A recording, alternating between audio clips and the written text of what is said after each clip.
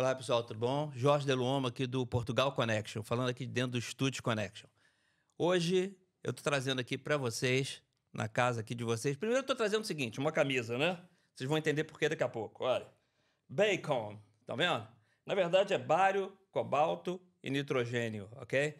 Isso, se vocês não fugiram da escola, vocês sabem o que significa isso, né? Então, nós vamos conversar com um PhD, não é sempre que a gente recebe um pós-doc aqui, tá? Que é o Marcos Eblin. Ele é um representante ferrenho do criacionismo, né? E do design inteligente. Então, com ele, nós estamos trazendo também aqui o Marcelo, do Veritas Libera. Quer dizer o quê? A verdade liberta. Certo, Marcelo? Isso aí. Então, deixando aqui a palavra aqui com o Marcos, e pedir, Marcos, você dá uma apresentada aqui. Muito obrigado, primeiro, por você estar aqui, tá, com a gente, ter disponibilizado aí o seu tempo para estar aqui com a gente. E ia pedir para você falar um pouquinho, apresentar um pouquinho você. Vamos esquecer um pouquinho aqui o criacionismo, né? Um pouquinho aqui o design inteligente. E apresenta quem é o Marcos, né? O que você fez na tua vida, família, teus trabalhos e, né, tudo que você faz assim, a nível de trabalho e de esporte. Você pode falar o que você quiser sobre você. Ah, claro, Jorge. Primeiro, é um privilégio imenso estar aqui nesse podcast, falando para todos vocês, principalmente discutindo a questão maior. O criacionismo e o design inteligente discute quem somos. Será que somos amebas evoluídas? Será que viemos de uma sopa ácida escaldante venenosa? Será que o universo foi formado numa grande explosão pelo nada que pegou nada para nada e formou tudo, por flutuações quânticas que no nada nem poderiam agir? Ou será que, a propósito, fomos feitos por design inteligente? Alguém nos fez porque quis fazer? Essa é a grande questão. Eu acho que faz toda a diferença na nossa vida sabermos se somos amebas evoluídas ou se somos seres feitos à imagem e semelhança de um ser ainda maior. Eu não gostaria de ser uma ameba desenvolvida, cara. Acho que ninguém, né? Quando a gente percebe que a gente é uma ameba evoluída, a nossa vida fica meio sem graça, né? Eu acho. E nosso destino final é a aniquilação. Para que estamos aqui, então? E primeiro, então, esse é um grande privilégio de a gente falar dessa questão maior, né, Jorge? Segundo, quem é o Marcos Eberlin? O Marcos Eberlin é um brasileiro, nascido em Campinas, São Paulo. Não é interior do estado de São Paulo, viu, Jorge? Não sei se você sabe, Marcelo, Campinas é a zona de transição, né, entre a capital e o interior. Moro hoje em São Paulo, sou professor da Universidade Presbiteriana Mackenzie, a melhor do Brasil, sem dúvida nenhuma. Obviamente sou suspeito para falar, porque sou professor lá. Sou professor, sou gerente de pesquisa, desenvolvimento e inovação do MacGraph, olha só. É um instituto de tecnologia e nanomateriais. Sou também escritor, escrevi 3 livros, estou escrevendo o 4º, Fomos Planejados, Antevidência, Duelo Científico do Século, que discute as nossas origens. Sou também pesquisador, tenho um laboratório, trabalho na área de espectrometria de massas. Na universidade? Na universidade. Tem um MacMass, um laboratório que investiga a vida do ponto de vista molecular. A gente tem trabalhos de evolução química, mas também tem aplicações de técnicas de espectrometria de massas em prognósticos e diagnósticos de patologias diversas, câncer, Papa Nicolau. E, além de professor, pesquisador, escritor, sou um ferrenho defensor da teoria do design inteligente. Sou presidente da Sociedade Brasileira do Design Inteligente, uma sociedade que cresce assim, exponencialmente no Brasil. O design inteligente também cresce exponencialmente no mundo. E é uma teoria científica que a gente tem esse grupo, essa sociedade, que defende que pela ciência, pelas estratégias científicas, pela metodologia científica, nós podemos claramente investigar a vida e nela detectar sinais claros de design inteligente. Alguém, por design inteligente, fez o universo, fez a vida. Não foram forças naturais, foi um ser inteligente, design é arranjo, que arranjou inteligentemente o universo e a vida para que eles pudessem funcionar. E esses sinais de design, a teoria advoga, estão por todos os cantos e todos os lugares, na química, na biologia, na física, na cosmologia, e que hoje estamos forçados a concluir, porque as evidências são fortes demais, que o que Darwin um dia propôs estava errado. Obviamente, toda teoria científica está sendo avaliada, está em investigação, e a gente continua investigando as propostas de Darwin e percebeu que ele errou, e errou feio. Em todas as suas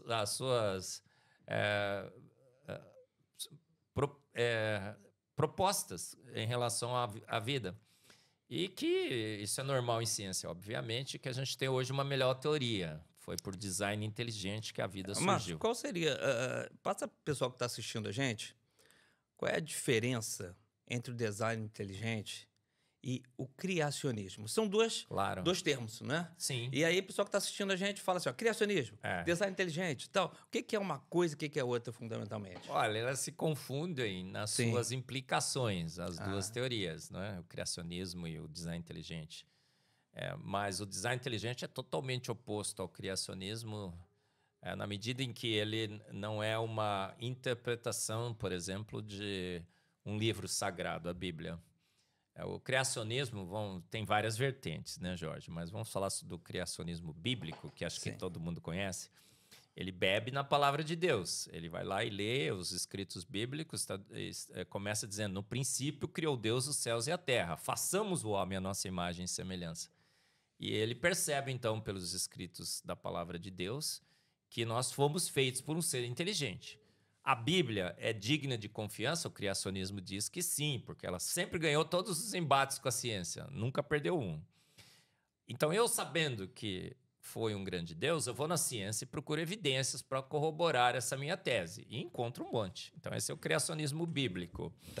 Ele parte de um pressuposto bíblico, de que foi um Deus que fez todas as coisas, e procura evidências, porque a própria Bíblia diz, pergunte, porém, aos pássaros dos céus, aos peixes do mar, à terra, quem de todos eles ignora que foi Deus que os fez? Jó 12, de 7 a 9. A fé é o firme fundamento, está sempre prontos a dar razão da sua esperança. Então, o criacionista bíblico vai procurar na ciência essas evidências, as razões para defender a sua esperança.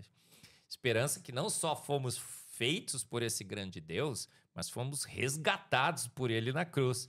Mas não são todos criacionistas que vão lá na ciência para procurar, ou são? Mas, olha, a gente está falando do ponto de vista de que a gente precisa de razões para entender as coisas. Se a gente precisa de razões, a gente precisa procurar na ciência. Sim, eu acredito piamente nisso, né? Eu sou químico, que nem você, somos colegas, né?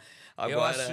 Outro dia estava num debate, o cara falou assim, o Sacani lá no Brasil falou assim que não ia mais debater com a gente, porque a gente só cita versículos bíblicos, 100%. Nós sentamos com ele 10 horas e 45 minutos, só citamos evidências científicas, e ele disse que só citamos versículos bíblicos. Eu disse, olha, inclusive, eu acho que você não pode defender a razão da sua esperança, da sua fé, com versículos bíblicos. Você está proibido, a própria Bíblia proíbe. Você tem que dar a razão, você não pode citar versículos bíblicos. Agora, depois que você deu a razão, obviamente, só ficar na razão não serve para nada. Convencer a mente, você tem que convencer o coração. Aí você pode você fazer as implicações filosóficas e teológicas. Então, o criacionismo bíblico, pelo que eu entendo, como eu entendo, Jorge, ele procura razões. Ele não é fé pela fé. Fé pela fé, eu posso crer em duende, fada madrinha, ET, chupacabra, no que eu quiser, certo? Saci pererê. Saci pererê, né? Flutuações quânticas, matéria escura, energia escura, certo? Sim. A nuvem de Oort, que diz que existe, mas ninguém nunca viu, certo? Sim. Não, eu tenho que procurar razões. Eu acho que a fé cristã, inclusive, genuína, não é uma fé pela fé. É uma fé que Jesus, quando fazia os seus milagres, perguntaram para ele por quê? Para que vocês creiam que eu sou o Messias. Ele andou sobre as águas para que a gente cresça que ele era Deus e tinha poder sobre a gravidade. Ele curou, ele ressuscitou para falar, eu tenho poder sobre a morte. Ele quis dar prova. O Tomé, né? Tomé duvidou, ele falou, toca toca. Toca nas marcas. Então, nós temos uma fé racional e eu acho que o bom cristão, cristão bíblico, criacionista bíblico, procura na ciência evidências. Isso aí é o criacionismo. Tá. Agora, o que é o design inteligente? O design inteligente, Jorge, surgiu em 1993 nos Estados Unidos, o design inteligente moderno, porque versões desde a Grécia já sempre existiram. Eu acho que antes do Big Bang já se falava em design inteligente, né? Ou alguma coisa parecida com isso, né? O Anaxágora, um filósofo grego, já dizia que tinha sido uma mente. Noun, ele chamava N-O-U-N, né? Em grego. Foi uma mente, assim, que ele não definia como um ser, né? Mas alguma inteligência universal que tinha criado todas as coisas. Design inteligente. Então, em 1993, Philip Johnson, em Pajaro Dunes, na Califórnia, chamou um grande congresso, um monte de cientista.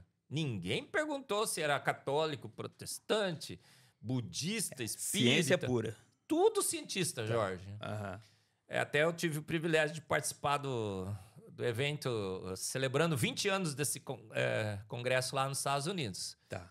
Aí o Philip Johnson chamou todo mundo e falou, gente, há 150 anos estamos dizendo como cientistas para a humanidade que o darwinismo é a melhor explicação para as nossas origens. Modificações ao longo de muito tempo sofisticaram a vida, porque Darwin nem sequer sabia como a vida tinha surgido, né? Ele achava que era num lago morno, mas ele nem arriscou a dizer. Como sofisticou a vida. Só que depois de 150 anos, a gente está percebendo que a gente não tem evidência nenhuma. As formas transicionais não foram encontradas, a informação que a gente está achando na vida é arbitrária, coisa arbitrária não emana de processo natural. A gente tem anteevidência, a gente tem ajuste fino e tudo mais. Gente, está na hora da gente admitir que o darwinismo faliu. O que a gente vai fazer? Olhou para todo mundo, mais ou menos foi assim. Eu sou amigo de alguns que participaram da reunião, Michael Behe, o Philip Johnson, tem o Paul Nelson. Eles falaram assim, o que a gente vai fazer? Alguém levantou a mão e falou assim, tem a teoria do design inteligente. Muito provavelmente foi uma mente inteligente que nos fez. Temos evidências? O cara, nossa, claro. O Michael Behe disse assim, a complexidade redutível. O Stephen Meyer falou, a informação. Dembski, informação. Ajuste fino. Tinha o pessoal da cosmologia, disse, o universo tem 26 constantes universais finamente ajustadas. Vamos, então, trocar o darwinismo pela teoria do design inteligente. Então, o design inteligente nasceu com um grupo de cientistas declarando que nada sabiam, porque todo bom cientista declara primeiro que nada sei, né? Deixa todos os seus preconceitos e pré-definições em casa, vai despido para a ciência, põe o seu avental branco, deixa a roupa toda em casa e sentamos na mesa e falamos, gente, o darwinismo faliu, a gente precisa de uma outra teoria, a teoria do design inteligente. Temos evidências? Nós tivemos aí uma fase, né, do neodarwinismo também, né? Sim, tem um monte de neodarwinismo, né? Por quê? Eu digo que a única coisa que evolui na Terra é a teoria da evolução. Ela está sempre correndo atrás dos dados. Ela sempre correu atrás dos dados. Mendel refutou... O neo é o quê? Você tá mal, você não consegue, vou mudar e ficar arranjando desculpa.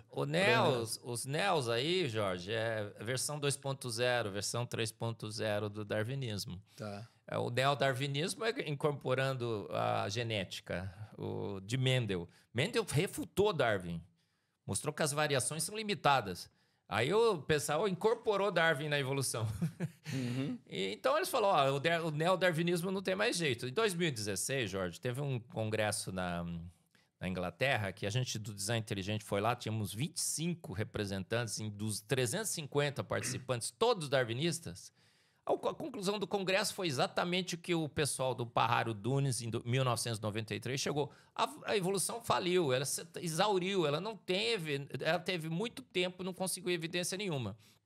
Chegou no final do congresso, o rapaz lá que foi falar em nome do congresso, chegou e falou assim, olha, gente, a gente ficou aqui reunido, a gente viu que realmente a evolução tem grandes problemas, mas a gente não conseguiu encontrar uma outra teoria, porque o design inteligente, para muitos, é inaceitável. Então, a gente chegou à conclusão que a gente tem que continuar buscando as evidências para a evolução.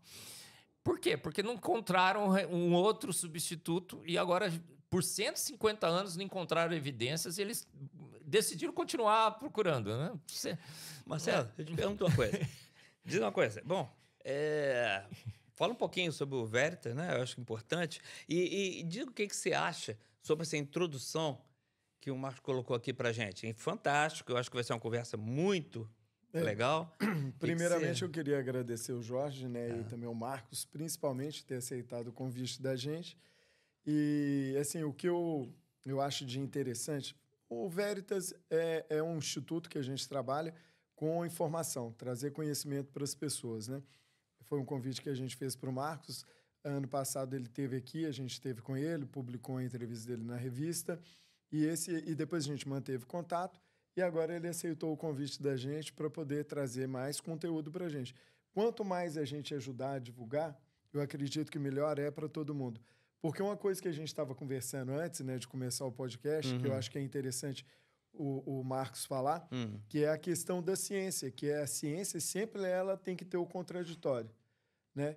E que hoje, essa geração mais nova, ela não considera o contraditório. Então, se veio da escola dizendo que o darwinismo é o que está correto, é de onde a gente veio, é a evolução do ser humano, da espécie e tudo, então, as crianças hoje, os jovens de hoje, eles estão baseados que a ciência é uma única resposta. E não é assim que funciona, né, Marcos? A ciência é o ponto e contraponto. A ciência é uma busca de uma verdade que a gente nem sabe que verdade é essa que nós estamos procurando. Não é assim, Jorge? Sim. Como que então a gente pode dizer que a gente já encontrou a teoria certa e a busca está encerrada? Impossível isso. A gente nem sabe que se aquela...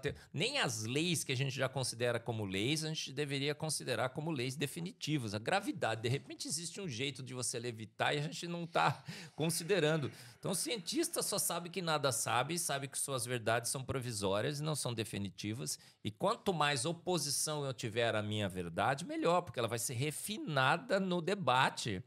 Mas não, hoje em dia, você falar que você é anti-Darwin, você é negacionista. Agora virou o rótulo. Você é negacionista. Sim. É você ser contra a maioria? É contra a maioria ser negacionista. Peraí, gente. A ciência precisa do contraponto. Quando tem maluco falando, eu acho que tá até certo, sabe? Quando você vê assim, um monte de doido, pessoal que não tem Mas autoridade nenhuma. Jorge, agora, como é que é o grupo de vocês, extremamente qualificado, de grandes cientistas. Desculpa aí dar uma olhadinha no meu currículo, tá? De grandes cientistas. E mesmo assim, nós somos malucos. Nós somos negacionistas. O Marcos é um louco. Outro dia um amigo meu me ligou: Marcos, você tá louco, você precisa ver um médico. Eu falei: que médico? Um psicólogo? Não, um psiquiatra, você precisa se tratar. Olha só, então essa ciência que nós vivemos hoje. Não, independente da qualificação do cientista, se ele for contra um paradigma científico, ele é negacionista, ele é louco, ele é maluco, ele não fala de ciência. Aí agora a Academia Brasileira de Ciência acaba de lançar um livro, a gente estava falando aqui, A Evolução é Fato. Por quê? Porque eles perceberam que a evolução não é fato. E eles precisam construir a narrativa, a retórica de que é fato mesmo. E lançaram um livro totalmente anticientífico. O que é fato em ciência, Jorge? Nada é fato. São verdades provisórias. A gente sabe que se você pega um livro de 100 anos atrás, praticamente tudo que está escrito lá já foi revisto e já foi reformado. É uma procura constante pela verdade, a gente só sabe que nada sabe, a gente está zigue-zagueando em direção à verdade. E quanto mais oposição existir de gente qualificada, concordo com você, precisa ser. Não pode ser um youtuber qualquer que abrir um canal. Chega lá e começa a falar um monte. Mas olha, eu falei assim, eu vou entrevistar o Marcos. Que Marco Eberle? Ele falou, ih, cuidado, o cara é maluco. Aí eu falei, eu tô vendo, é maluco mesmo. Você já viu o currículo dele, o que ele tá falando? Isso é mais importante do que você tá falando. E é maluco porque tá indo contra a maioria, talvez. Não, mas o importante que eu vejo disso tudo é o seguinte, por que você e a equipe que trabalha com você aceita o contraditório? E o lado contrário não aceita. Qual é o objetivo deles? Aonde eles querem chegar? Somos grandes cientistas das mais diferentes áreas. na Sociedade Brasileira do Design Inteligente, que eu sou presidente, somos mais de 3 mil membros. A imensa maioria de cientistas qualificados, gente formada em biologia, No química. mundo todo. No mundo inteiro. O Michael Behe é um biólogo de uma universidade americana. Nós temos o Stephen Meyer, um filósofo da ciência. Aqui no Brasil, nós temos o professor Kelson Mota, ali no Brasil, né? Lá no aqui, Brasil. Desculpa aí, gente. Lá no Brasil. Temos o professor Kelson Mota, da Universidade de Manaus. Sei. Nós temos grandes cientistas na teoria do design inteligente que querem o quê? Querem apenas fazer ciência. A gente só quer fazer ciência. A gente quer dar o contraponto a uma teoria e a gente quer mostrar que a ciência não pode fechar com dogmas, senão vira religião, porque a ciência é fato, é um livro religioso. Obviamente que é. Lá no lançamento a professora falou, não, aqui é ciência, ciência, ciência. Cada um pode ter a sua religião. Aqui nós estamos falando de ciência. Eu não estava falando de ciência. Obviamente que não, ela estava falando de um dogma. O dogma naturalista, Darwin é absoluto. Até um professor foi lá e cantou uma música. Mas por que Somos Darwin. Por que eles insistem tanto? Tem algum propósito por trás disso? O que aconteceu? Não, cara, insistir, às vezes a pessoa está defendendo sua posição, pode até insistir, né? Agora, você respeitar, né? O outro. Não, mas veja bem, é porque assim, tem uma lógica por trás disso que o Marcos está falando. Se, por exemplo, eu sou uma pessoa racional, e aí vejo que uma coisa tem lógica, eu vou pesquisar aquilo que tem lógica também. Eu não vou contradizer aquilo que pode ter lógica. Eu vou, no mínimo, ter contra-argumentos sobre aquela hipótese ou sobre aquela teoria, e aí vou debater sobre ela, buscando entender sobre Marcelo, ela. aí O que é uma eu coisa... tenho visto através dos podcasts que eu vejo do Marcos é que eles nem estudam o assunto que ele está falando. Mas isso é uma coisa que eu vou depois dar uma apertada aqui assim no Bora. Porque eu vou querer saber dele o seguinte, olha, te aperta mesmo, viu? Porque eu vou falar, tá? Porque eu vou falar o seguinte, poxa, Você é darwinista, então, feito para Jorge? ser apertado, né, Jorge? O que a Cientista academia... que não aguenta um bom aperto, espirra para um lado, não tem certeza da sua teoria, né? E tem que ser bom, tá assim, tem que ser corajoso, né? Que nem você claro. tá sendo. Era mais fácil você aceitar o seguinte, olha, eu Era concordo muito mais com essa... fácil, não era? Ser darwinista? Sim. Eu já tinha ganhado mais prêmios, eu tinha mais... Ainda ia sair assim, ó, aqui, né? Claro. Patrocínio para poder fazer as pesquisas. Não teria, no lançamento do livro, explicitamente citar o meu nome, dizendo assim, precisamos cortar as verbas do professor Marcos Eberlin para ele não pesquisar mais. Sei. Como é que pode acadêmicos que estão à procura da verdade cortar verbas de alguém que está querendo encontrar a verdade e fazendo o contraposto a uma teoria que, se for boa, se for forte, se manterá em pé. Se for fraca, que caia. Exatamente, não é assim? Exatamente. Então, por que eles não querem abrir mão Porque, assim, em 1859, Darwin deu racionalidade ao ateísmo. A disputa no final é religiosa. Isso que eu queria chegar nesse ponto. O pior é que no final a disputa é religiosa, ela não é científica. Darwin deu racionalidade ao ateísmo. E aí tiraram Deus da ciência. A ciência que foi feita por homens que criam em Deus. As principais universidades foram criadas por homens que criam em Deus. Os principais prêmios da ciência, os ganhadores de prêmio Nobel, todos homens que criam em Deus, 90%, ô Jorge. Tudo girava em torno da percepção de que havia um Deus e que a ciência era feita para você entender melhor a criação de Deus. Mas em 1859, Darwin, com a sua teoria, tira Deus da jogada. Agora nós podemos explicar também por matéria, energia, espaço e tempo, só com materialismo. Mas a ciência, o que ela fez? Ela pegou e abandonou a outra hipótese, foi um grande erro, a hipótese de que foi Deus, fechou um pacto com o naturalismo, foi Darwin, pronto e acabou, só vamos explicar com matéria, energia, espaço e tempo, e anunciou esse pacto ao mundo. Deus não tem mais lugar aqui, não pode nem colocar mais o seu pezinho na porta, eles falaram isso, e agora nós vamos explicar tudo com matéria, energia, espaço e tempo. E a gente falou assim, o Big Bang explicou o universo, o darwinismo explicou a vida. E é mais lei do que a lei da gravidade. Elliot Schwartzman escreveu um artigo na Folha outro dia dizendo que a evolução é mais lei do que a lei da gravidade. Pode um negócio desse? Não pode. Cientista não pode falar uma coisa dessa. Agora... olha aqui, ó. Caiu. Agora eu falei assim, eu nunca joguei um Ancestral Silmio pra cima e caiu homens e chimpanzés. Então, tem lei que pode ser tratada sobre eventos que ocorreram no passado, a ciência do passado. Então, nós temos que admitir que houve esse pacto. A gente prometeu um produto sensacional, explicar tudo com matéria, energia, espaço e tempo. Execramos os criacionistas, todo mundo que cria em Deus, é tudo negacionista, maluco, beleza? E agora que a gente está percebendo que a nossa teoria faliu, o que acontece com o cientista? Cientista não gosta de admitir que está errado. Gosta? Não gosta. Como é que um cientista vai chegar, vai encarar a câmera e falar assim, gente, erramos, aquele compromisso que a gente fez com o naturalismo estava errado, e parece que há um pezinho que pode ser colocado na porta. Deus, o problema é esse. Mas te pergunto uma coisa, olha só, a academia, né, vinha sempre por esse caminho da evolução. A academia foi sempre crescida nisso, né? Então, eu acho que deve haver muito impedimento da própria academia para que as coisas apareçam. Eu vejo aí um grande problema para ter aceitação. A própria academia mesmo fechando as portas para a coisa não aparecer. Em 1859, cria-se um clube, o Clube X. Huxley, que é o bulldog de Darwin, funda esse clube. Nós tínhamos lá os grandes cientistas. Eles começam a dar prêmios para os evolucionistas. Eles começam a regular todas as disciplinas e os currículos das disciplinas para que ensinassem Darwin.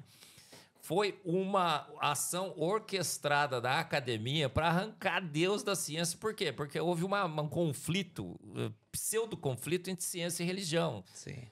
O iluminismo, o positivismo, falou assim, não, a gente não quer mais saber de Deus, de nada que seja além do natural. É tudo natural. Sobrenatural é fé cega, é absurdo. E aí a gente foi institucionalizando na academia uma visão naturalista ateia do mundo e foi propagando para o mundo que a gente tinha descoberto mesmo todas as verdades. E que qualquer um que faça alusão ao sobrenatural é negacionista, é louco, maluco. O Dawkins disse que é insano. Estúpido e insano. Qualquer um que não acredite em Darwin. Agora que a gente percebeu que depois de 150 anos, a nossa teoria, o produto que foi prometido nunca foi entregue e que as esperanças foram muito esperançosas, extremamente esperançosas, e que a gente precisa reavaliar a nossa posição e, pelo menos, admitir o debate, a gente não quer saber, porque a gente domina a mídia, a gente domina a academia, a gente domina o ensino. Isso é que eu vejo. Para que eu vou abrir mão? E evidência zero e mesmo assim continua dominando, né? Se eu domino tudo, se eu tenho o domínio, eu tenho o domínio da palavra, eu tenho o domínio do discurso, eu tenho o domínio do discurso, eu tenho o domínio da palavra, eu tenho o domínio do ensino, eu tenho o domínio da mídia, para que eu vou dizer que eu estou errado? Eu vou continuar. Vou fazer de conta que nada aconteceu. Mas não contavam com a nossa astúcia. Né? O design inteligente apareceu, tá fazendo muito barulho, tá crescendo no mundo inteiro e a gente está divulgando. Na sala de aula a gente não consegue, porque eles dominam a sala de aula. Agora, felizmente, a sala de aula já perdeu o domínio sobre o ensino. Agora, essa informação está para todo mundo lado. Disponível. Por que eles querem controlar a mídia? Por que eles querem controlar a mídia? Agora, uma coisa interessante, Marcos, que eu queria que você falasse aqui para a gente é, quando você começou a fazer seus estudos, há muito tempo atrás, você acreditava no design inteligente? Você acreditava em quê? Eu nasci acreditando em Deus, eu sou terceira geração de batistas, achava que, pela minha professorinha da Escola Bíblica Dominical, Deus tinha feito pronto há 6.000 anos, por 6 dias, pelo poder único e exclusivo da sua palavra. Marcelo, eu entrei na universidade, o professor chegou e falou assim, Marcos, está tudo errado isso daí. Foi a evolução, foi o Big Bang. Eu acreditei. Só que eu não larguei de Deus, eu virei um evolucionista teísta, uma coisa horrorosa, né? Deus guiou a evolução. Estranhíssimo, né? Coisa horrorosa. É o pior dos mundos, né? Misturar Deus com a evolução, você destrói Deus, você destrói a evolução, porque a evolução não é guiada. É o Gênesis evolucionista. Mas eu virei essa coisa aí, esse esdrúxulo, esse Frankenstein. Eu virei um evolucionista teísta. E por 40 anos, Marcelo, eu dava aula de evolução.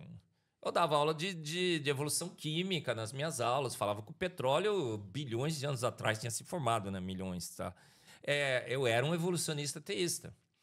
Por quê? Porque eu não estudava a evolução e não estudava a palavra de Deus também, a Bíblia, né? Porque se eu estudasse a Bíblia, eu nunca seria um evolucionista teísta. Tudo bem. Em 2008, a Veja no Brasil... Agora acertei, né? Lá no Brasil, não aqui em Portugal. Ela lançou um artigo de capa lá. Como Darwin venceu a disputa científica sobre as nossas origens. E só os irracionais, malucos, insanos, ainda acreditam na criação. Acreditam em Deus. Eu falei, cara, fiquei incomodado agora, porque eu acredito em Deus. Super interessante, pôs na capa assim, Darwin, o homem que matou Deus. Eu falei, peraí, matou Deus? Não, Deus é imatável. Não, Darwin é amigo de Deus. Aquilo me incomodou tanto, Jorge, que eu falei assim, cara, eu vou estudar esse negócio, vou estudar a evolução. Aí eu entrei na internet e achei a teoria do design inteligente. Enésio Almeida Filho, lá tinha um blog desafiando a nomenclatura científica de teoria do design inteligente. Eu falei, Enésio, o que é isso? Cara, é uma teoria que diz que, pelas evidências científicas, você consegue determinar que foi uma mente inteligente que fez, não foi processo aleatório. Cientistas, Enésio, cientistas das mais diferentes posições filosóficas e teológicas. A gente tem tudo quanto é maluco, beleza, aqui de tudo quanto é religião. Tem o pessoal da União do Vegetal, tem o pessoal que é católico, tem o pessoal que é espírita, tem tudo, mas tu cientista aqui. Falei, que legal!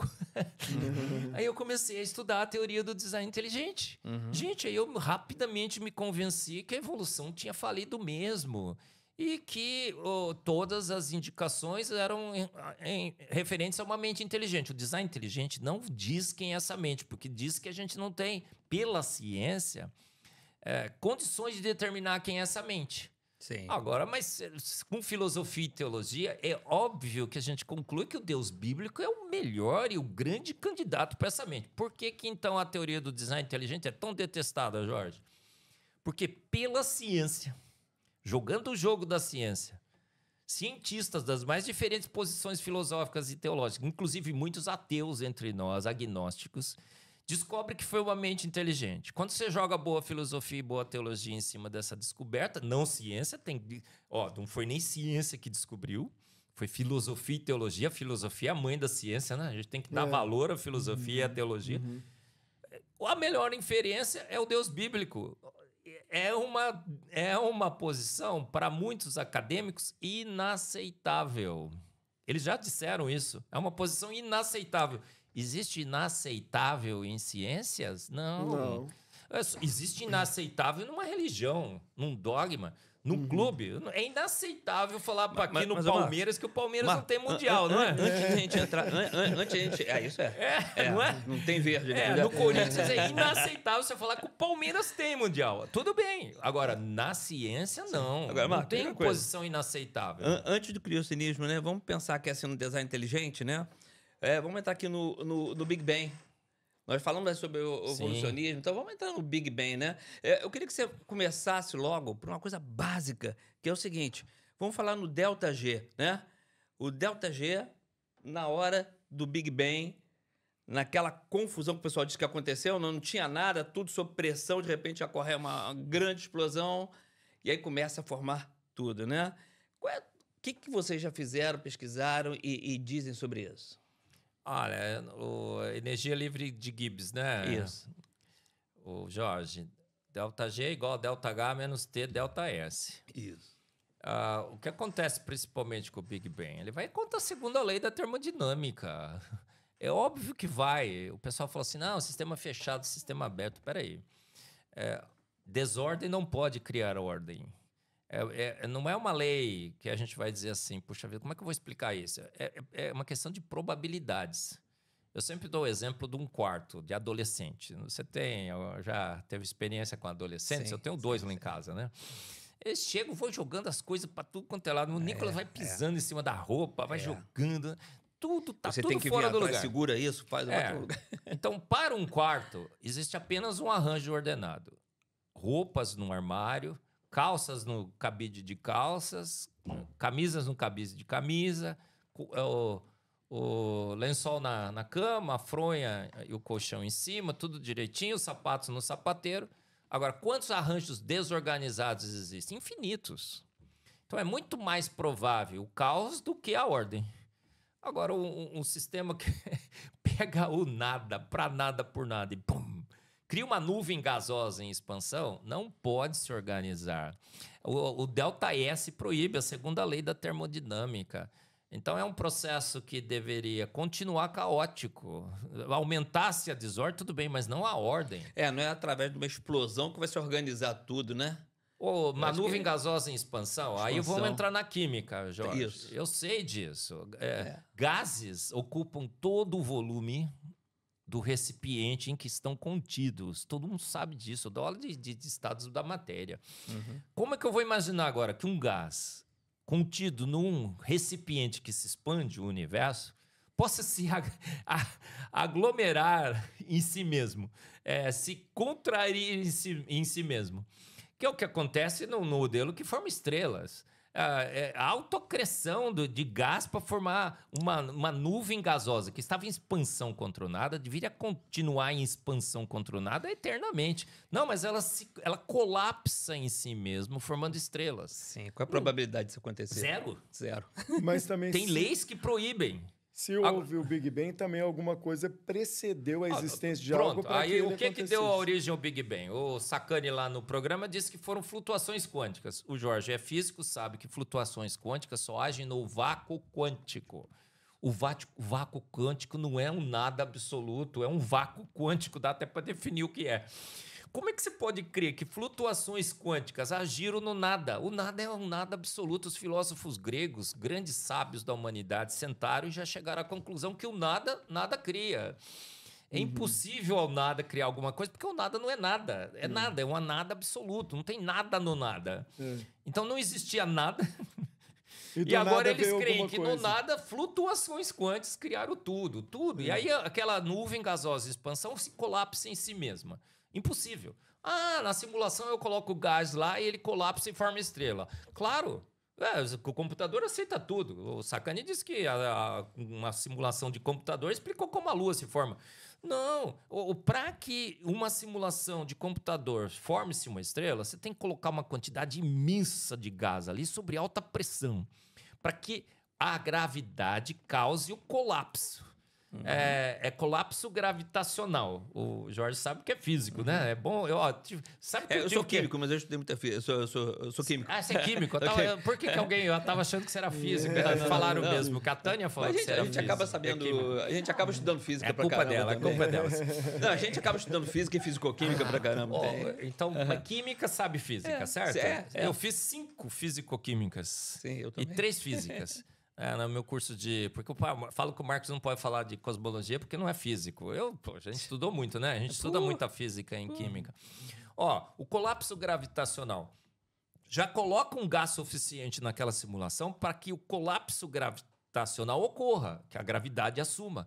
Mas para que você consiga uma massa de gás atingir o colapso gravitacional, você tem que pegar essa massa de gás e comprimi-la, contra a tendência natural dela dissipar. Aí você vai comprimindo, segurando de todos os lados, porque gás escapa. Você tem que... uma força que agiu em todas... num espaço esférico, tridimensional, foi apertando esse gás até chegar no colapso. Depois do colapso, ela colapsa sim, claro, porque existem estrelas compactadas. Mas quem é que levou aquela massa de gás ao colapso gravitacional? Não existe nenhuma evidência.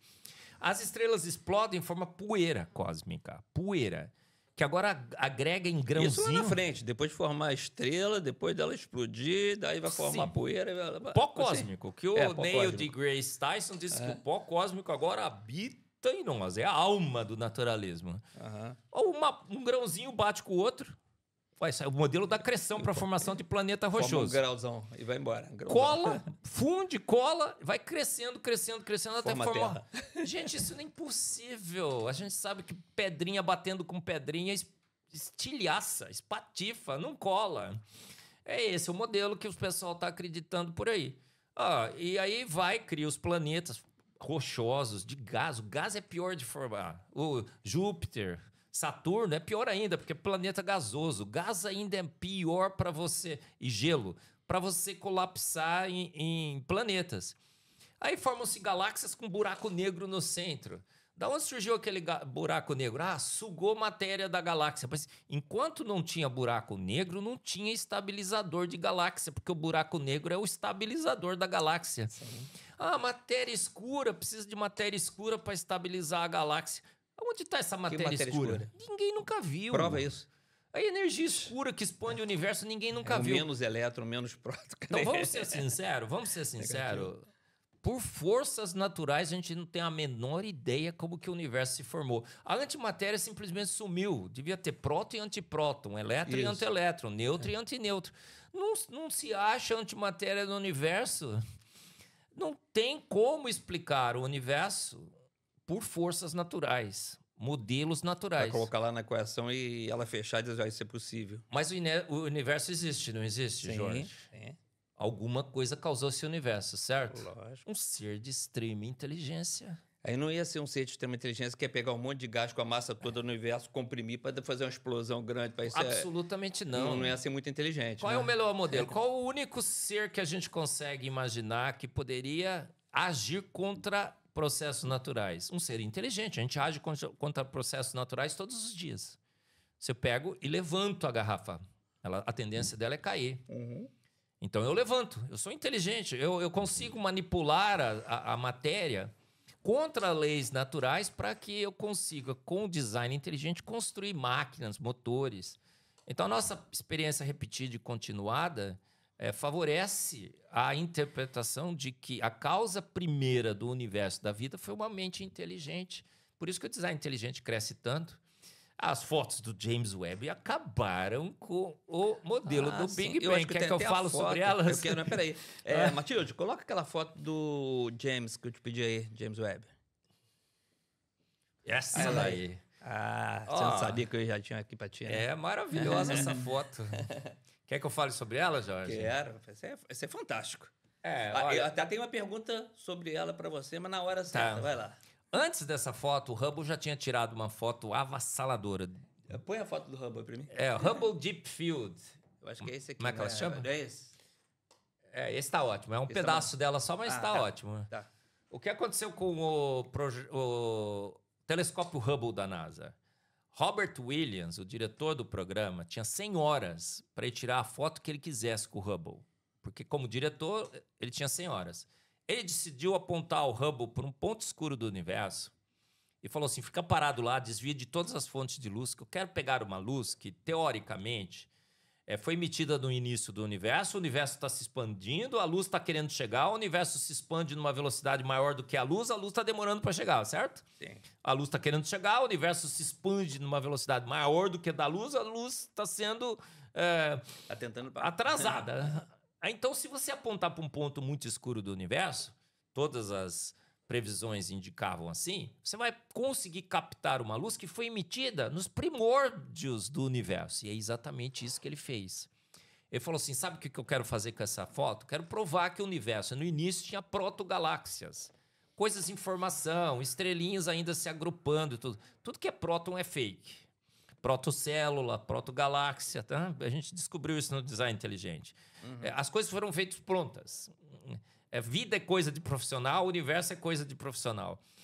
E aí, o que aconteceu com a foto? Era para mostrar o universo, a foto era para mostrar quase nada, porque tirou uma foto da Idade das Trevas, da Era das Trevas. Eu te pergunto uma coisa, isso aí é um desconhecimento meu, tá? Talvez você tenha esse conhecimento. Se você tem lá um telescópio, ele está apontando, ele tem uma capacidade dele. Né? Ele aponta para aquele ponto, mas ele vai até um determinado ele tem um limite de ano, distância. né? Tem um determinado ano. Ele conseguia... Como é que ele vai pegar ele lá se ele não tivesse a capacidade de chegar até lá? O que acontece, Jorge? A luz, quando ela vai viajando e o universo vai expandindo, segundo o modelo, ela vai desviando para o vermelho. É o redshift, que eles dizem.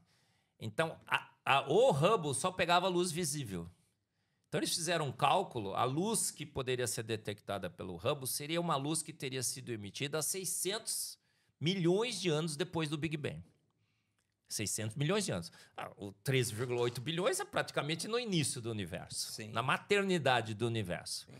Por isso Teve que depois uma- eles teve uma lançaram... fase ainda que diziam que era negra, Então tem né, que não tinha 600 nada. milhões que o Hubble não conseguia... Os Tá. primeiros 600 milhões ele não conseguiu detectar. Tá. Então essa foto veio dos 600 milhões. É um pouquinho depois da Idade das Trevas, 300 milhões. Então a gente devia ter lá o quê? Uma estrelinha qualquer, uma protogaláxiazinha qualquer querendo se formar. A foto, esse aqui é um pedaço da foto, mas Tá. a foto é bem maior. O que ela mostrou? A foto veio e bingo, mostrou o universo totalmente estruturado, recheado de galáxias extremamente massivas, maduras, cheias de estrelas. Todos os elementos químicos já estão lá. Todas as estrelas de todas as diferentes cores já estão lá. Todos os diferentes tipos de galáxias, Jorge. Porque disseram que a galáxia começava com... Pela física é impossível. Impossível, claro que é. Não dá. A elíptica, esférica, espiral, esférica, elíptica, redondinha, né? O modelo de evolução das galáxias de Hubble. Não, as galáxias, todos os tipos já estavam lá. Os elementos já estavam lá, até o ferro. Água detectaram. Ou seja, a foto do Hubble, que era para mostrar um universo em formação, mostrou um universo exatamente igual ao universo que nós vemos hoje. Exatamente igual. Igual você diz a Em nível termos de composição, né? de galáxias, Sim, de mas elementos, de de design, cores. estrutura, não. Estruturas Ah, iguais. também? Os mesmos tipos de galáxias que nós vemos hoje, vimos no início do universo. Qual é a grande conclusão? O universo é jovem, porque ele não teve tempo de envelhecer e foi feito pronto. O universo é jovem, foi feito pronto. Um professor da Universidade de Yale, eu sempre mostro o slide dele, disse o seguinte: rapaz, olhando as fotos do Hubble, a gente percebe que o universo passou do nada para um universo totalmente estruturado num piscar de olhos. Essa foi a frase que ele usou, um piscar de olhos. Jorge, quando alguma coisa é maravilhosa, imensa, como o nosso universo, 600 sextilhões de estrelas, 20 trilhões de galáxias, 200 bilhões de estrelas em cada uma dessas galáxias, todinho colorido, cheio de elementos químicos, tudo bem estruturado, se forma num piscar de olhos. O que eu tenho que concluir? Milagre. É um milagre. Só pode ser. Agora, quem é capaz de... Fisicamente impossível. Quem é capaz de fazer milagres? Um ser todo-poderoso, onisciente, onipotente, onipresente. Um ser que tem virtudes além das forças naturais poderia fazer esse milagre, concorda? Concordo, Se mas esse veja bem, ser- se esse aí no ser existir. criacionismo O universo você está existe, falando não isso. existe? Agora, e os teus colegas que também são do design inteligente e que não acreditam em Deus, quem criou isso para eles? Acham que... Alguns acham que é uma inteligência etérea que permeia o universo. Alguns acham que foram... Eles estão fechados que tem uma inteligência, isso está fechado. Mas eles não batem o martelo no Deus bíblico. Agora eu bato. Por que eu bato? Porque é óbvio demais. Só isso. Eu só lamento a posição deles, porque é óbvio que é o Deus bíblico. Por que a gente é tão detestado? Porque é óbvio que a melhor conclusão, a inferência mais óbvia, racional, sóbria, consistente e coerente é o Deus bíblico. O Deus bíblico diz, eu sou... Ele nem existe, ele é. Ele diz que ele é, ele não existe. Ou seja, ele é atemporal, ele está fora do tempo.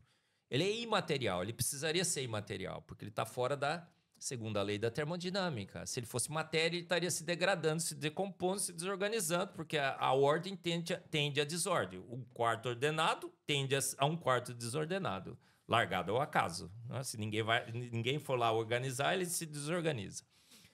E um ser, atemporal, sempre existiu, é todo poderoso. Nenhum efeito pode ser maior que sua causa, concorda?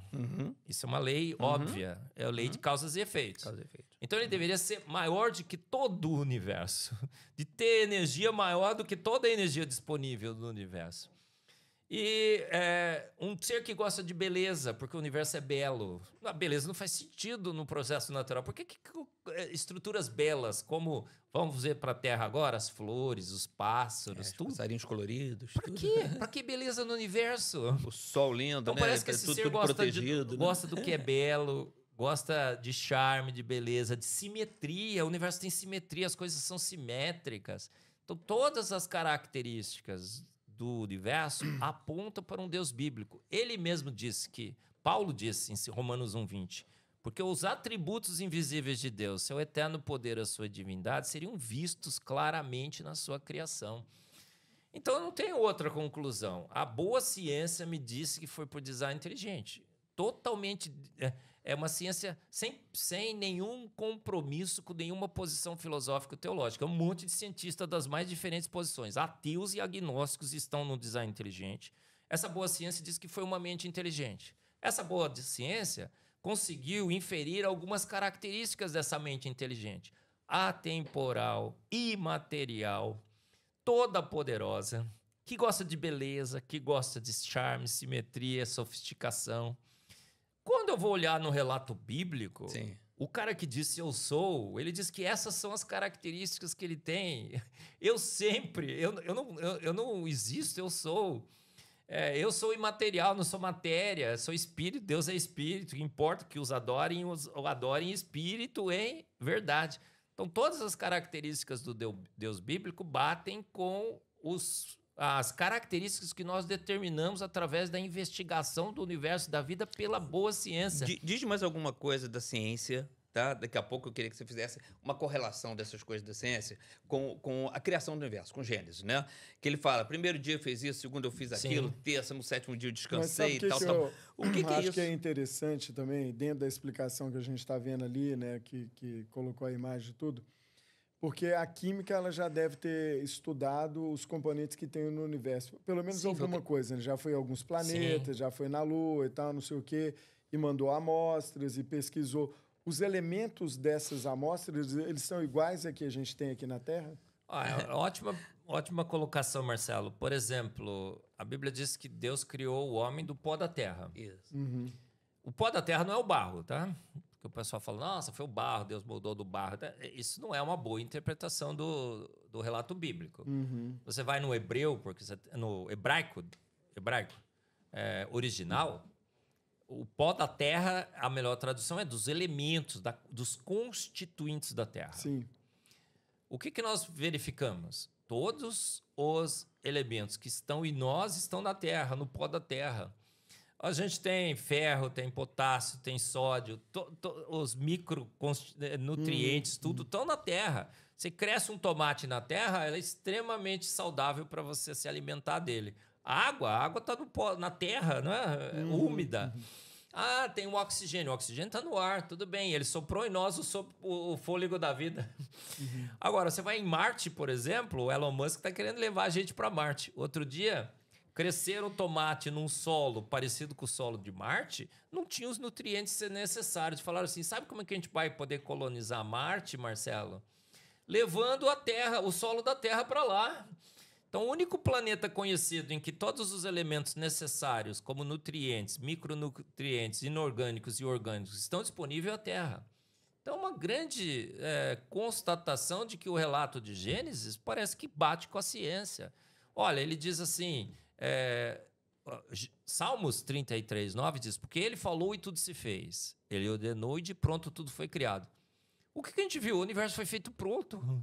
Olha, mas uma grande evidência de que parece que aquele relato é digno de confiança. A ordem da criação é perfeita.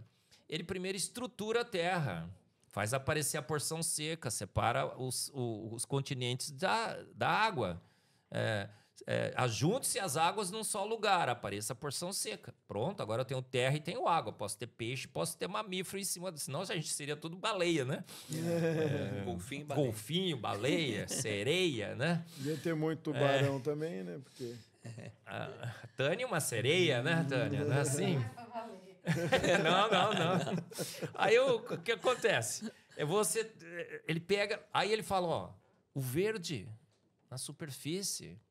Os peixes no mar, as aves nos céus, o homem, a ordem certinha. Tudo é coerente, consistente com o que a gente observa cientificamente. Por isso que eu, como defensor do design inteligente, eu vou uma etapa além. Eu também, com o design inteligente, defendo o criacionismo bíblico. Porque eu percebo que com tudo que a gente descobriu na ciência, sem partir de nenhum pressuposto, sem partir de nenhuma pressuposição retirada de nenhum livro religioso, Eu, pela minha ciência, quando eu comparo com o relato da palavra de Deus, falo, rapaz, concorda plenamente. Mas e daí? Aí os caras falam assim, nossa, professor, agora com a ciência você vai defender a Bíblia? Eu digo, e daí, gente? E daí? É isso que a gente faz em ciência. Não é, ô Jorge, ciência é a procura da verdade, doa quem doer. A gente tem que, na ciência, estar pronto a seguir os dados e seguir as suas implicações em qualquer ponto que ela nos leve.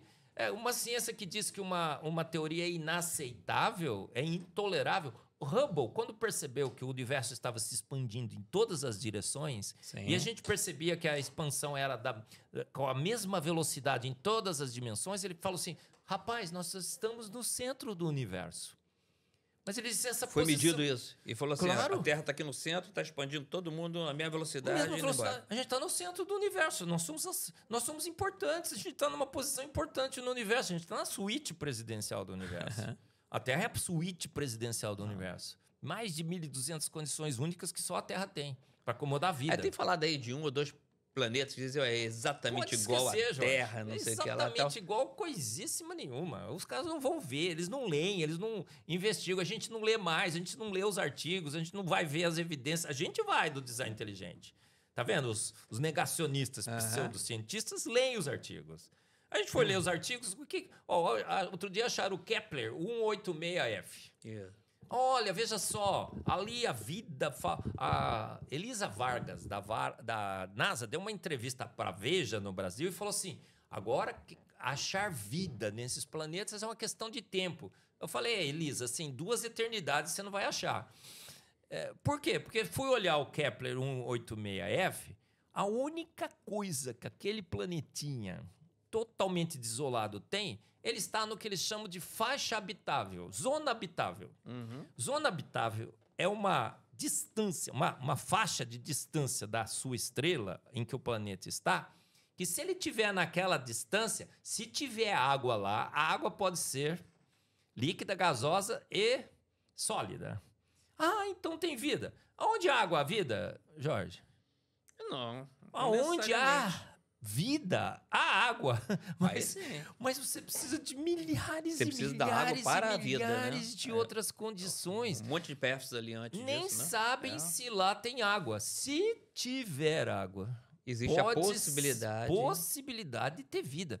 Mas você tem que ter um monte de outras condições. E uma probabilidade pequenininha para ver você tem que ter um campo magnético que protege esse planeta do vento solar. Você tem que ter uma camada de ozônio que protege do ultravioleta. Você tem que ter uma biota que possa fixar nitrogênio para as nossas proteínas.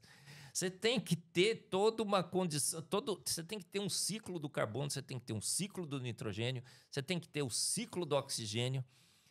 Impossível. Então, esquece. Não há a menor possibilidade. Todo mundo que está nos ouvindo, o Marcos está fazendo uma previsão aqui baseada no design inteligente. Não há a menor probabilidade de a gente encontrar outro planeta com vida. Por quê? Porque a Terra já é sobrenatural, já é um grande milagre. Não existe nenhuma probabilidade que indique que uma Terra poderia existir. Se você não acredita em Deus, então você acredita o seguinte, teve um milagre aí para ela ser desse jeito. 1.200, como que pode um planeta ter 1.200 condições que a gente já conseguiu medir no design inteligente, mas são muito mais, que só esse planeta tem? Esgota os recursos probabilísticos do universo. O universo, a Terra é um milagre. Você vai pegar água, você pega água, Jorge, vai beber água. Deixa eu beber um pouquinho de água. Essa aqui é legal, você vai gostar. Você põe um pouquinho de água aqui. Opa. Aí você olha para a água e fala, insípida, inodora e incolor. Você fala, nossa, que água chata, né? Não, é muito bom que ela não tenha gosto. Porque já pensou se ela tivesse um gosto ruim, a gente fosse forçado a tomar água, né? Tem gente que toma água de 15 em 15 minutos, né? Não é?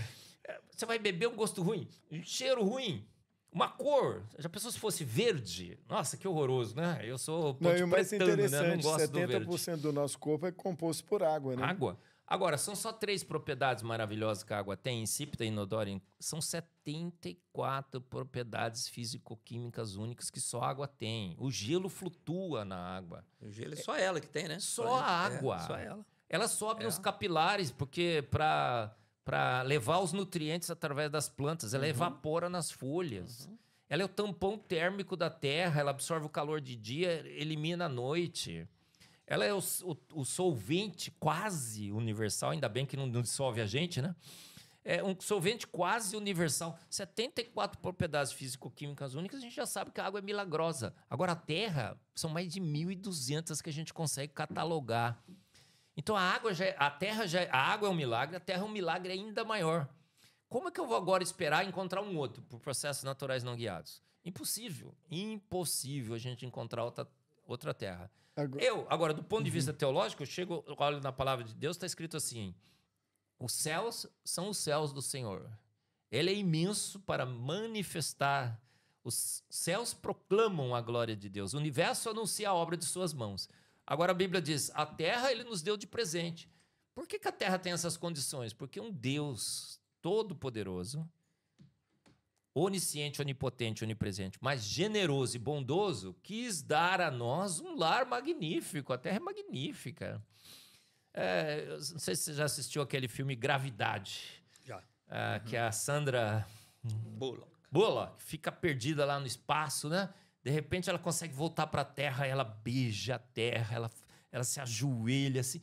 Porque o nosso planeta é absurdamente sensacional, protegido com campo magnético, uma atmosfera certinha, nitrogênio, oxigênio, CO2, gás da vida. CO2, gás da vida. Só fala tão mal do CO2, né? Mas estão demonizando o CO2, ô Jorge. Que é isso? Tudo que Deus fez era bom, muito bom. O CO2 é o gás da vida, as plantinhas adoram. O que destrói é a queima do diesel, a queima do petróleo, a poluição. A poluição.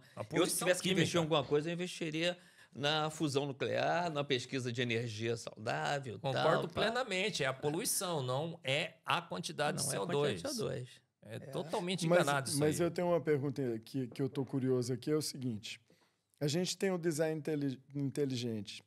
Eu acho que é super necessário aprofundar nessa pesquisa, principalmente porque ele se baseia também no Evangelho. Moisés, há mais ou menos 1.200, 1.400 anos antes de Cristo, ele escreveu a Gênesis. E como ele escreveu uma coisa que hoje a ciência está conseguindo constatar, a ciência desenvolveu, a tecnologia desenvolveu os equipamentos tecnológicos para poder fazer análise de célula, molécula, elétron, próton e etc.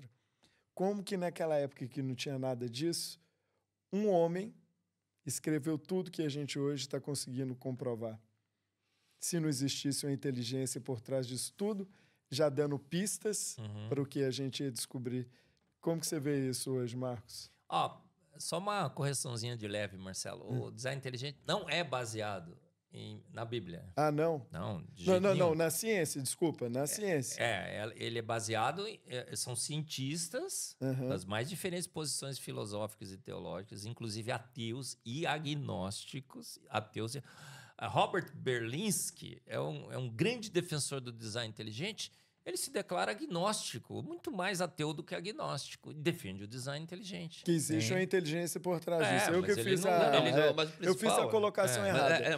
Mas assim, tem um livro histórico. Sim, eu entendo agora. Entendeu? Só esse... Que você vai fazer a correção para o pessoal entender direito. Entender que não tem pressupostos. Não tem pressupostos religiosos. Mas vai de encontro com uma coisa que escreveu lá há 1.200 anos, 1.400 anos de Cristo. E que já estava querendo dizer que hoje ou até no futuro... Por exemplo, o relato do Gênesis. O pessoal fala assim, descobrimos o épico de Gilgamesh, da escrita dos sumérios lá, muito antes de Moisés. Olha só, Moisés copiou deles. Não, absolutamente não. Não faz o menor sentido. O épico é uma novela, é um conto. Deus brigando com Deus, uma loucura. Tem alguns aspectos do dilúvio bíblico, claro que tem. Tem a pombinha, tem tudo mais. Mas parece que foi só o enredo de fundo de uma grande novela que alguém quis escrever. Um monte de aspectos alegóricos. Agora, você vai lá ver o relato de Moisés. 4 capítulos. Técnico, sóbrio, consistente e coerente. Descreve uma arca com as dimensões da arca. 300 por 50 por 30. Os grandes cargueiros da Segunda Guerra Mundial foram construídos para transportar carga ao redor do mundo. Jorge, que dimensões que eles usaram? 300 por 50 por 30. Plágio das dimensões da arca. Moisés. A gente vai sobre os continentes, 70% dos continentes estão cobertos por rochas sedimentares, 95% são de animais marinhos. O que aconteceu? Uma grande inundação global. Sim. Então, o Moisés foi perfeitamente consistente, técnico, coerente, descrevendo um evento que ele nem sequer testemunhou, mas com precisão absoluta. Por quê? Porque a própria Bíblia diz que toda a Escritura é inspirada por Deus e útil para o ensino. Pô, foi Deus que inspirou. Ele disse, cara... Que agora, a mente inteligente. Deus viu como aconteceu. Inclusive, ele ordenou tudo. Então, ele falou, escreve porque foi assim. Marco, voltando para cá. Bora. Diga uma coisa. Opa. Bater uma fotografia. Sim. Tá? Contra fotos não há argumentos, hein, Jorge? Exato. Tá aí a fotografia, né? Sim. Né? Então tá aqui uma... Isso aí realmente tem aquela luz ali que eu acho que aquilo ali não deve ser nada, não. Aquilo deve ser alguma coisa de espelho, alguma coisa assim, algum efeito, né? Mas tá ali. Tá aí a nossa grande casa por aí, né? E diga uma coisa. Existe alguma possibilidade de avaliar o número de anos do Big Bang que foi batida essa foto? Sim. Esta aqui? Sim. Jorge, segundo o modelo do cosmológico padrão, que foi destruído com essa foto, o universo se expande a 13,8 bilhões de anos. Está se expandindo, certo? Segundo o modelo, o redshift acompanha essa expansão, o deslocamento da luz para o vermelho, porque o universo está expandindo, o comprimento de onda também expande junto com o universo. Então a luz vai deslocando para o vermelho, vai ficando com o comprimento de onda maior, menor energia. Então fizeram todas as contas, essa foto aí seria 600 milhões de anos depois do Big Bang, certo? Depois o James Webb veio, a NASA não se deu por vencida. Ela falou assim, agora nós vamos lançar um novo telescópio, o James Webb. O que nós vamos fazer? Nós vamos botar um detector de infravermelho. Essa é do James Webb. Essa já é do James Webb. Aí eles falaram assim, nós vamos colocar agora um detector de infravermelho. Porque o infravermelho vai pegar uma radiação já mais pro vermelho mesmo. Então eu vou conseguir tirar uma foto ainda mais nos primórdios do universo. Qual era a grande esperança da NASA? Agora nós vamos ver esse universo se formando. Agora a gente vai ver as protogaláxias. Agora a gente vai ver evidências da Era das Trevas, porque a Era das Trevas precisa acontecer. Tem tanta matéria no universo no início que nem a luz escapa. É como um buraco negro. Agora nós vamos lá na maternidade mesmo. A gente talvez fez as contas um pouco erradas, 600 milhões de anos, o universo poderia até estar pronto. O que aconteceu, Jorge? Veio exatamente igual. Ou seja, o universo é jovem. Tem alguma coisa errada com os cálculos, concorda? Pois é, eu queria te falar. Pelos cálculos daqui, tem que dizer, não, peraí, então tem 600 milhões aqui, mais o tempo do caminho para cá. Há Agora, grande... se tá igualzinho lá, aqui, esses acham que chegar tudo velhinho aqui. Jason Lisle, um grande astrônomo e cosmólogo do design inteligente e criacionista também como eu, porque criacionismo é assim, é uma implicação filosófica e teológica do design inteligente. Ele falou o seguinte, cara, essa foto mostra que o universo não está em expansão. Pelo seguinte, olha só, se o universo está em expansão, alguma coisa pequena que tivesse próxima de nós, com a expansão do universo, se expandiria junto com o universo. E esses pontos aí de luz são galáxias. O que a gente deveria observar para essas galáxias mais distantes? À medida que elas fossem ficando cada vez mais distantes, elas deviam ficar cada vez maiores, porque o universo está expandindo. O que a gente viu? Galáxias extremamente pequenas em função dessa suposta expansão do universo, extremamente massivas. Então, Jason Lisle publicou um artigo muito interessante. Eu cito no meu Instagram e tudo mais, porque a gente lê os artigos, a gente publica os artigos, a gente tem que estudar pra caramba, porque a pressão em cima da gente é imensa. Eu imagino. A gente tem que estudar, pra gente chegar num podcast, poder encarar a câmera e falar, cara, eu estudo, eu leio, a gente estuda, a gente lê. Além disso, além de falar de ciência, ainda vai ter que falar o seguinte de Deus, né? Mais paulada ainda. Eu tenho que estudar filosofia, teologia, tenho que estudar química, física, bioquímica, astronomia, cosmologia, tem que estudar redshift, tem que estudar tudo isso, porque a defesa é multidisciplinar. Aí você chegou lá e falou assim, a galáxia é extremamente massiva. Aí o Jason Lyle, George, diz o seguinte, o único efeito que nós estamos vendo nessas fotos é de distância, não é de expansão. O universo é cartesiano, XYZ. Essas galáxias estão muito afastadas, mas o universo não se expande. Olha só. Então, não tem a comprovação que o universo está em expansão aqui? Não é calculada a velocidade, o distanciamento? Por que a gente chegou à conclusão que o universo estava em expansão? Hubble, percebendo que há um deslocamento para o vermelho, cada vez mais afastada a galáxia, mais a luz se desloca para o vermelho, chegou à conclusão que o universo estava em expansão.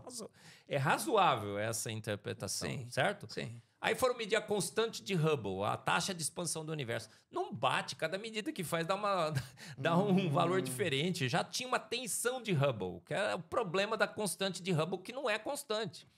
Então tinha já uma grande desconfiança sobre essa expansão do universo. Não está batendo as contas aqui, gente. Entendi. A tensão de Hubble, a constante de Hubble, cada vez que a gente mede de um jeito, dá um valor diferente. Agora, as fotos do James Webb, como nós estamos vendo aqui, mostrando galáxias extremamente massivas e pequenas, é assim, quanto mais longe alguma coisa está, menor ela fica, certo? Sim. É exatamente o que a gente está vendo aí. Quanto mais longe as galáxias estão, menor elas... Está vendo aqueles pontinhos bem pequenininhos? São galáxias muito distantes. Mas elas são extremamente massivas. Por quê? Porque quando estão pequenas, todas as galáxias, todas as estrelas estão aglomeradas lá. Sim. Então, o que a gente percebeu é que essa história de que o universo está em expansão também foi para o espaço. Parece que o universo... buracos negros com tudo ali, né? Os buracos negros estão no início. Sim. E os buracos negros precisariam de bilhões de anos para se alimentar das galáxias para eles crescerem. Sim. Tem buracos negros imensos no início do universo. Galáxias imensas, todinhas estruturadas, tudo bonitinho. Todos os elementos químicos. Lembra Você aprendeu isso na aula de química sobre como os elementos foram formados na tabela periódica. A nucleossíntese. Partiu do hidrogênio, formou o hélio, bório, nitrogênio, carbono. Cara, caiu o modelo. Todos os elementos estão lá no início, Jorge. A emissão espectroscópica dos elementos, aquelas bandas características dos elementos, já vem nessa luz. A Terra já estava ali? Não, é que a gente está vendo da Terra, né? Não. No início, obviamente, sim. Pumba. Sim, a Terra já está ali. Foi formada. Dali, junto com tudo. No princípio, criou Deus os céus e a Terra. Tem crente que é big banguista, um erro crasso. No princípio, criou Deus os céus e a Terra. No Big Bang demora 9,3 bilhões de anos para a Terra se formar, Jorge. Não pode. Ele criou todas essas coisas no início. No segundo dia, ele estruturou. Falou, Até nós? Sexto dia. Sexto dia. Segundo dia, ele falou, separa. Eu quero pôr gente em cima de continente. Para quem não vire tudo, sairei baleia. Agora põe verde. Olha que coisa linda. As florestas, as árvores. Enche de pássaros, enche de peixes. Peixes maravilhosos. Eu falo nas minhas palestras, né? O Martim Pescador fura a água sem perturbar a tensão superficial das ligações de hidrogênio. Isso é químico, né, gente? Química é maravilhosa, tá? É a base de tudo. Cara. Base de tudo. Tudo é química, química é tudo. O Martim Pescador, a gente copiou nos trem-balas, o design do bico. O Falcão Peregrino. O peixinho nem sabe o que aconteceu. O Falcão Peregrino. Ele nem sabe. Eu falo que quando ele vê, ele tá na glória já. Nem sabe. Ele chama um anjinho e fala assim: o que aconteceu? Cara, você foi comido por um Martim Pescador. Nem percebi. O Falcão Peregrino, Jorge, 370 km por hora. Os bombardeiros lá dos Estados Unidos copiaram o design. A gente nega Deus, mas a gente imita Deus em tudo. É plágio. Eu devia cobrar royalties. Os drones, né, imitaram as libélulas. Deus devia chegar assim, vocês não acreditam em mim? Tudo. Então agora vai ter que pagar... Vai ter que, tudo. Viu? Os remédios. Remédio? Você vai na farmácia? O que tem que foi criado pelo... Tudo produto natural. Tudo é cópia. Um terço de produtos naturais que a gente só tirou da natureza e botou num frasquinho para vender na farmácia. Um terço é inspirado em produto natural. E o outro terço diz que é sintético. Sintético coisa nenhuma. Você vai lá ver a estrutura, é cópia também de coisas da natureza. Então, você entra na farmácia, eu digo que você deve fazer a oração da farmácia. Senhor, ciência, ciência, ciência. Homens... sem necessidade de Deus, só com matéria, energia e espaço, criaram todos esses medicamentos. graças dou ao homem, a Darwin e à ciência. É assim? Não, você tem que falar, Senhor, graças te dou. Porque esses produtos aqui são todos produtos que o Senhor criou. E o homem, com a sua capacitação, com a mente, feito a sua imagem e semelhança, foi lá, pegou, colocou no frasquinho. Fez uma pequena adaptação, colocou lá também no frasquinho. E agora eu posso tratar os males da queda, porque eu me rebelei contra você, e agora os males da queda estão me atingindo. Mas o Senhor, com misericórdia, criou a ciência, criou a farmácia, criou os químicos. Amém. E deu Gostou da oração da farmácia, homem. Jorge? E deu inteligência para o homem diferente dos animais que não têm inteligência. Claro. Deu inteligência ao homem. Agora vai lá. Para cuidar, inclusive, dos animais. Nosso cachorrinho está doente, você vai lá e compra um medicamento para ele. Vai lá. Então, pôs os homens, pôs os peixinhos, pôs os passarinhos. Sim. Verdinho, luz. Pô, que beleza, né? Que presentão isso daí, né, cara? E como é que funcionou isso quando a gente começa a ver aqueles animais... Por exemplo, o dinossauro, pronto. O Dino. Sim. Ele criou o Dino e por acaso estava vivendo comigo logo que começou o universo? Não, né? Ele criou o Dino e... E estava vivendo já comigo quando... Eu não, mas quem estava lá... tem um mito, uma pseudo-percepção de que dinossauro é coisa primordial que foi extinta há 60 milhões de anos. É o que se ensina. Isso é um mito. Isso não faz o menor sentido com a realidade. Recentemente, saíram agora são centenas de artigos, em que nós descobrimos tecido mole em dinossauro, células sanguíneas, fragmentos de DNA. Acaba de sair um artigo no Analytical Chemistry, que você deve conhecer, sim, lógico, com o proteoma do colágeno de dinossauro, aonde se identificou por LC-MS, cromatografia líquida com espectrometria de massas, vários e vários peptídeos no colágeno do dinossauro, que são peptídeos modernos, do colágeno moderno. Intacta a série, todos os aminoácidos ainda bonitinhos, sem serem oxidados ou degradados. Tem um aminoácido que degrada rapidamente. O que isso significa? O que esses achados todos significam?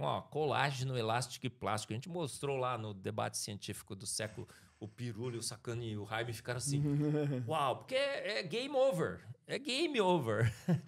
É game over. Colágeno, elástico e plástico. Fizeram o teste em outros? Ou somente em um? Um monte. Um monte? Todos os ossos do registro fóssil agora estão cortando, estão achando tecido mole. É? Significa que o registro fóssil é extremamente recente. Significa que a gente viveu com dinossauros e os dinossauros estiveram entre nós.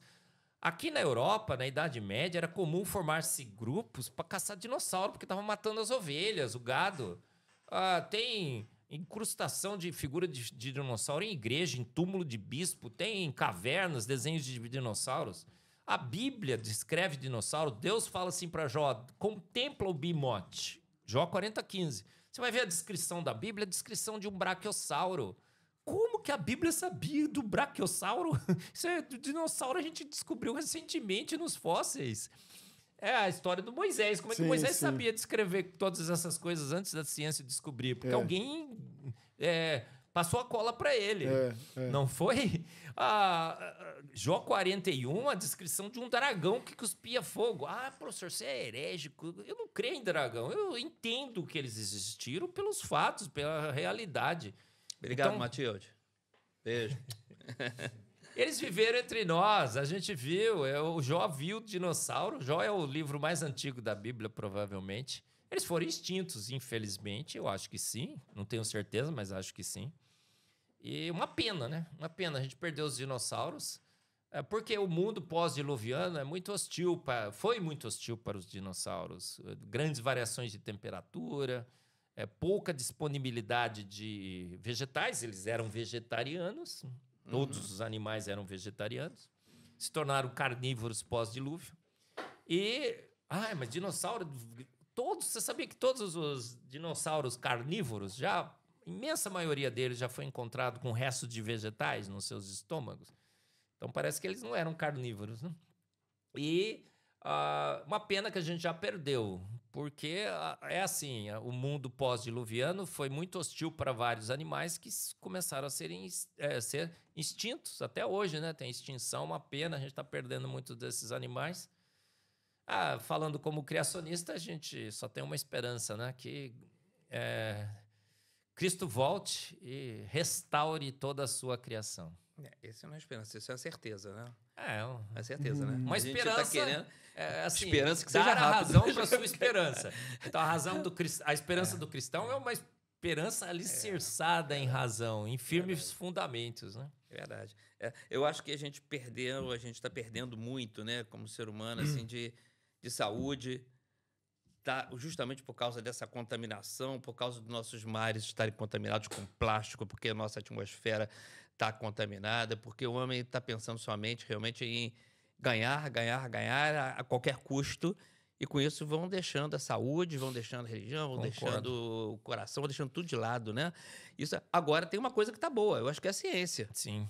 Né? Tem uma coisa que eu estou crescendo, olha, a gente está caindo. Tem uma coisa que é importante, mas a ciência tá crescendo, ressaltar também, que é a questão, porque assim, se está comparando a ciência quer dizer, com teorias diferentes e querendo chegar num consenso, ou pelo menos ir por um caminho que as comprovações científicas elas evidenciam que existe uma inteligência por trás de tudo que existe, mais do que a comprovação científica, que é material, tem a parte transcendente.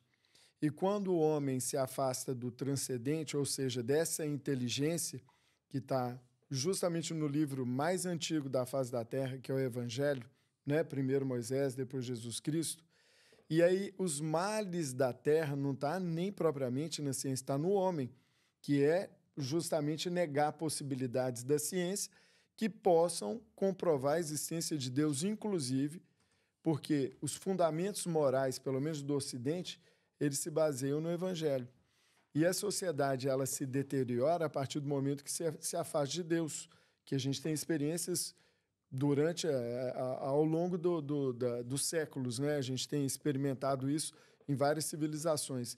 E aí, quando eu te perguntei sobre essa questão mesmo, né? Por que as pessoas ainda insistem, né? Principalmente aqueles pseudocientistas que não estudam e querem defender o evolucionismo. E aí você falou que o evolucionismo é o distanciamento de Deus. Se distanciando de Deus, a sociedade ela se corrompe, porque ela afasta dos princípios éticos e morais que o Evangelho traz. Então, Deus deu para a gente a oportunidade de livre-arbítrio de evoluir, não é só cientificamente, que é principalmente moralmente e eticamente. Então, você vê como sendo isso, essas questões do evolucionismo, distanciando o homem de Deus? Olha só, o que a gente aprende no evolucionismo? Somos meras amebas evoluídas. O mundo é um acidente cósmico. A gente, se estragar a Terra, a gente escapa para Marte. E a gente fica arrogante, né? Porque nós somos os únicos inteligentes. Não é assim? Né? Por que a gente quer explorar Marte? Por que Elon Musk quer colonizar Marte? Porque acha que vamos estragar a Terra, a gente vai escapar para Marte. Vamos ter uma chance lá de colonizar outro... somos meras amebas evoluídas, então se não está bem a vida, vamos botar fim na vida. Ou tirar a vida é o mal do século. Sim, sim. Não é? Família. Para que família? Para que você quer fazer alguém feliz? A filosofia do mundo é seja feliz. Não, e hoje ainda tem, se eu me sentir uma mulher, eu sou uma mulher. Se eu me sentir um cachorro, então, eu sou um cachorro. Eu vejo assim, a maioria dos males desse mundo vem dessa percepção de que somos amebas evoluídas, nos afastamos de Deus, todos os valores e princípios dessa proximidade de Deus foram abandonados, né, Marcelo? Agora, quando você percebe que há um Deus, que você é criatura desse Deus, em primeiro lugar, em relação à Terra, como o Jorge estava falando, você percebe que a Terra é um presente de Deus e que nós somos mordomos de Deus da criação. Então, você vai cuidar da Terra. Você não vai poluir a Terra com microplásticos, com gases tóxicos, como o Jorge estava falando. Você vai cuidar dos animais, você é mordomo da criação.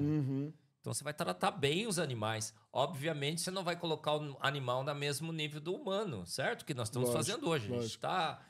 substituindo o filho pelo pet. Deshumanizando os humanos, né? Estamos nos tornando meros mamíferos, né?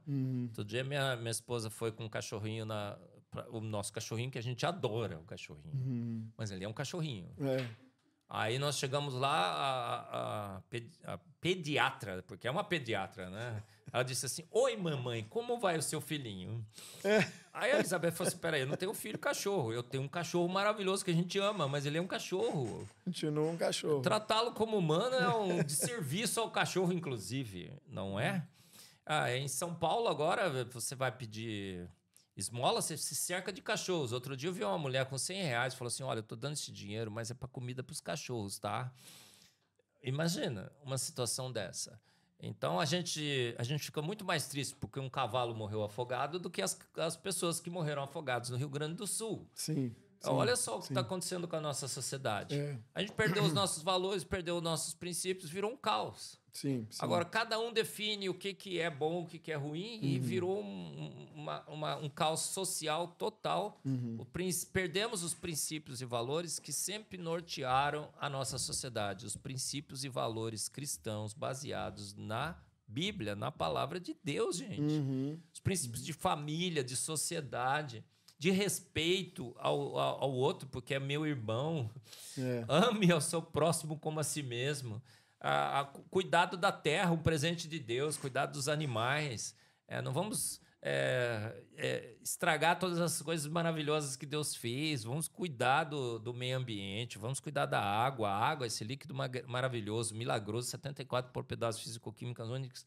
Pô, se Deus fez todo com tanto cuidado, por que eu vou estragar, né? Vou poluir e tudo mais. Eu acho que essa sim. Olha as consequências de uma percepção científica para a nossa sociedade, Marcelo, são drásticas e podem ser danosas, extremamente danosas. Com o darwinismo, nos entendemos como raças superiores e inferiores. A gente esquece um aspecto histórico que é extremamente relevante. O darwinismo foi a fonte de inspiração do eugenismo. Todos os registros históricos mostram isso. Hitler disse o seguinte, a gente tem que eliminar o mais fraco, gente. A evolução estava eliminando o mais fraco e a gente parou de eliminar.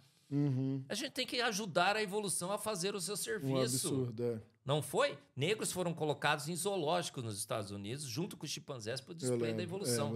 Foram considerados... Os aborígenes foram tirados os seus filhos dos seus pais para serem educados na raça superior. Aborígenes foram caçados por esporte na Austrália. Pigmeus africanos foram trazidos para os Estados Unidos, colocaram numa exposição lá no começo do século XX. Rio Manzul.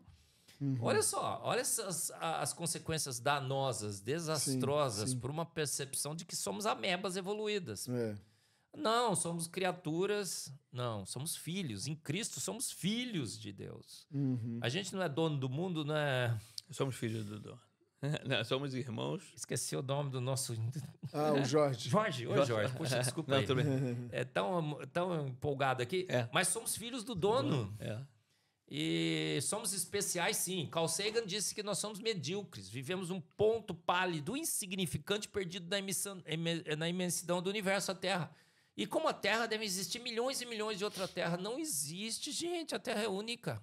Jamais encontrarão outro exoplaneta aí com as condições que a Terra tem.